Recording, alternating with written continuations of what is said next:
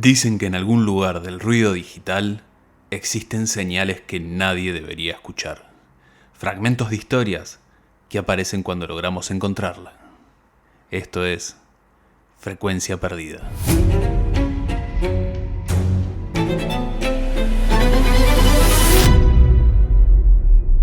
Hoy presentamos la terapia del correr.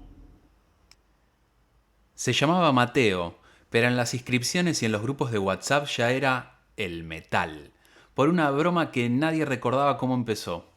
Tenía 40 y pico, 2 hijos que a veces lo llamaban papá cansado y un trabajo que le dejaba el alma a medias, administrativo, horario fijo, gente que sonreía por protocolo. Correr había sido desde hace 3 años su forma de ordenarse, no para bajar de peso ni para impresionar a nadie, sino porque calzarse las zapatillas sentía que le devolvía un poco de sentido a su día. Las carreras de I Love Run eran su ritual. No le importaba el puesto, le importaba solo la línea de largada. La mezcla de nervios y respeto, los mismos rituales de todos, sacarse los auriculares, atar un cordón una y otra vez, revisar el reloj. Y el pequeño milagro de mirar alrededor y ver que todos los presentes compartían el mismo propósito absurdo, moverse más rápido que su propio abandono. Había algo de santuario en eso. En las mañanas previas a la carrera, Mateo se despertaba con la claridad de quien sabe que todo lo demás puede esperar. Preparaba mate, se ponía la remera de entrenamiento, que ya tenía un olor propio, y salía a la vereda. Caminaba hasta el parque donde en otoño las hojas de los árboles hacían una especie de murmullo bajo el viento. Le gustaba llegar temprano para ver cómo el lugar se llenaba de cuerpos distintos, en estados distintos, algunos estirando con solemnidad, otros bostezando, algunos acompañados por perros que corrían con la felicidad descarnada de quien no tiene calendario. Ese día la largada iba a ser distinta. Hacía meses que Mateo se preparaba con un objetivo bien fijo en su cabeza. No un tiempo concreto, sino una sensación. Correr sin que el dolor en la rodilla le dictara la historia. Había un contrato silencioso consigo mismo, no dejarse vencer por la comodidad de las excusas. Por eso, cuando en la largada vio a un corredor desperezándose, a una mujer que se ajustaba la vincha con manos de costurera, a 2 adolescentes que bromeaban sobre música, pensó en lo pequeño y en lo inmenso de cada uno. El sonido de la largada fue un ruido que le pareció demasiado filoso y sin embargo liberador. Los primeros pasos siempre eran incómodos, como entrar en una ropa que todavía no se adapta. En el primer kilómetro se ubicó detrás de un grupo que marcaba un ritmo que a él le gustaba, constante, sin apuros. El aire de la mañana pegaba en la cara con esa frescura que te obliga a sentir. A su lado había un hombre mayor que respiraba lento, adelante una chica que corría con los ojos fijos en un punto que ninguno alcanzaba. Mateo cerró los ojos un segundo, no lo hacía nunca, y recordó cómo de chico corría descalzo por la vereda de la casa de campo de su tío. Ese recuerdo le dio una especie de permiso para poder ser. Corrió en silencio el primer tramo y luego empezó a hacerse preguntas que no esperaba. ¿Por qué esto me hace bien? ¿Qué busco en esa línea de llegada si no es un número en el reloj? La respuesta le vino en forma de sensación. La carrera le permitía estar presente de una manera que su oficina jamás lograba. Allí, entre gente que respiraba y sudaba, no hacía falta explicar nada. Su cuerpo hablaba por él, y si fallaba, era con honestidad. En el kilómetro 5, donde el circuito se abría en una recta larga, llena de árboles al costado, eran todos plátanos, apareció el dolor.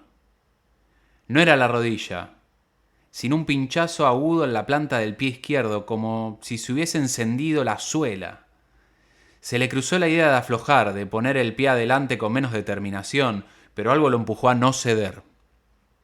Pensó en su hijo menor y en cómo lo despedía cada mañana con una mano que decía «volvé», y en la manera banal y magnífica en que esas pequeñas despedidas eran la suma de un todo. En la recta, un corredor mayor con la remera descolorida y zapatillas remendadas lo adelantó y lo saludó con una sonrisa. «Vamos, pibe», le dijo.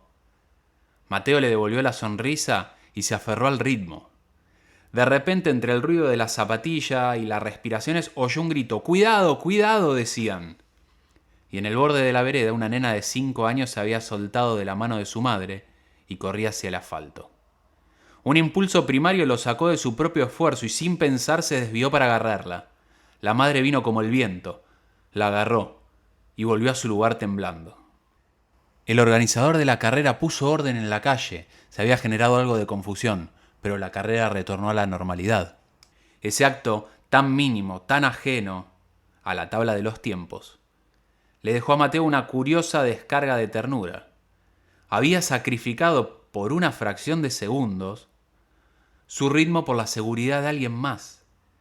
No la gloria del podio, sino la pequeña gloria que no aparece en los resultados.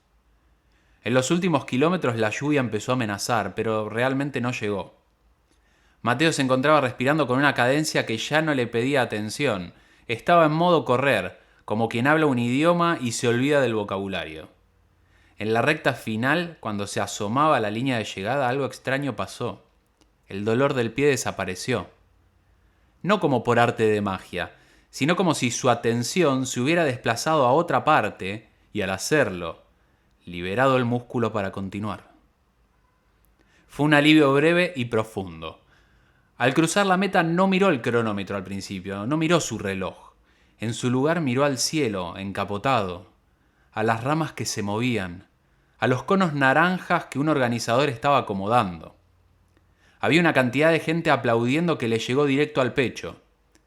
Una sonrisa se le pegó a la cara. No sabía su tiempo, no le importaba saberlo. Se sentó en el cordón, agarró una botella de agua y esperó. El corazón le latía como si hubiera hecho algo importante, y quizás lo había hecho. Caminando de regreso a su casa, con la medalla tibia colgando en la mochila, pensó en la nena y en la rapidez con que una vida te pide atención.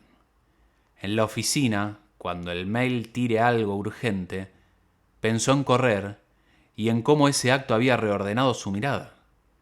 La importancia de los números frente a la importancia de los gestos. Tal vez mañana volvería a ponerse un objetivo de tiempo, tal vez no. Lo que sabía con claridad era otra cosa, que correr le enseñaba a estar y que estar era, al final, su única competencia.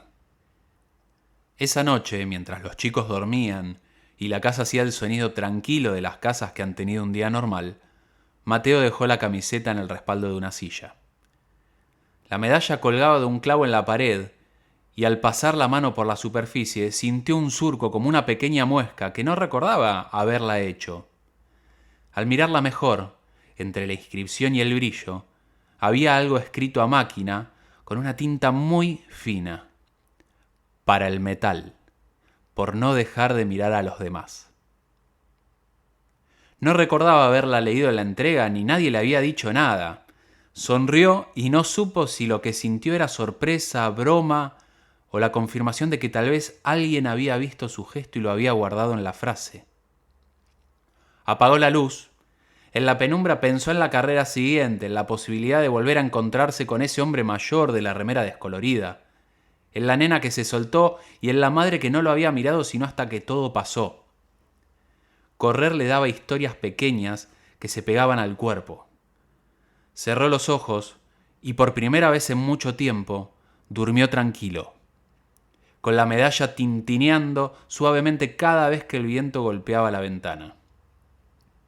Y en algún lugar de la ciudad de Buenos Aires, quizás en la web de I Love Run o en la libreta de algún organizador distraído, había una nota que decía: hoy a las 9:12 un corredor ayudó a una nena y cruzó la meta sonriendo. Nadie le pidió el tiempo, nadie le pidió la foto, nadie, excepto Mateo, que la recordaría como la vez en que correr dejó de ser solo correr. Hemos perdido la frecuencia.